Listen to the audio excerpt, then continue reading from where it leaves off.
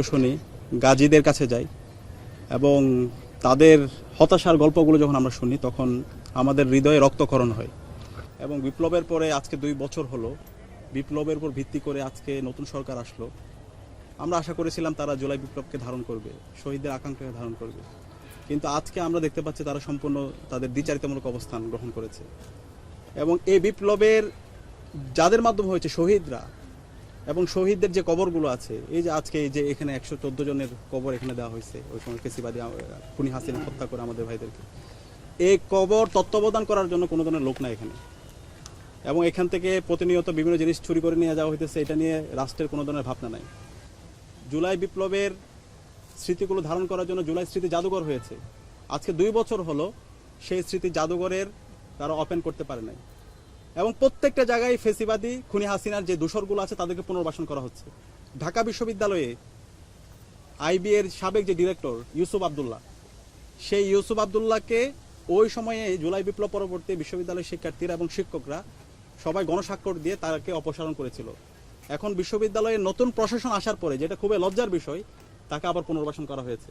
এবং আমরা জানতে পেরেছি এই ইউসুফ আবদুল্লাহকে পুনর্বাসন করার পেছনে বর্তমান প্রশাসন ব্যাপক টাকা পয়সার লেনদেন করেছে। তাহলে এই টাকা পয়সার মাধ্যমে কি জুলাই বিপ্লবকে নাই করে দেওয়া হচ্ছে? সেটা আমাদের জাতির কাছে প্রশ্ন। আমরা অনুরোধ করব বর্তমান সরকারকে, বর্তমান সরকারের প্রধানমন্ত্রী তিনি যখন নির্বাচনী ক্যাম্পেইন করছিলেন তখনও গণভোটে হায়ের পক্ষে ক্যাম্পেইন করেছেন। তিনি বলেছেন জুলাই সনদের বাস্তবায়ন করবেন, শহীদদের আকাঙ্ক্ষাকে তিনি বাস্তবায়ন করবেন, শহীদদেরকে তিনি ধারণ করবেন। আমরা তার বাস্তব প্রতিচ্ছবি দেখতে চাই। বিপ্লবের পরে এখন নির্বাচনের পরে আমরা দেখতে পাচ্ছি একে একে জুলাইকে অস্বীকার করা হচ্ছে, গণভোটের জনরায়কে অস্বীকার করা হচ্ছে। এবং বিচারের দাবিতে যেভাবে তাদের সোচ্চার হওয়া দরকার ছিল, আমরা তার ছিটিপুটো দেখতে পাচ্ছি না।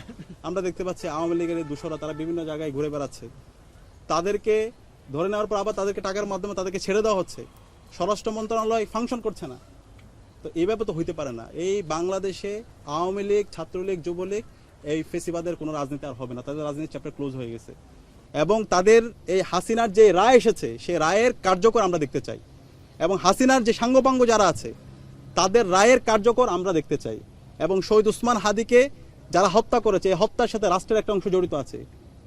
যারা হত্যা করছে এই শহীদ ওসমান হাদির হত্যাকাণ্ডের সাথে যারা জড়িত আছে তাদেরকে এই বাংলার জমিনে বিচার আওতায় নিয়ে আসতে হবে। এটা আমাদের ছাত্র সমাজের পক্ষ থেকে দাবি।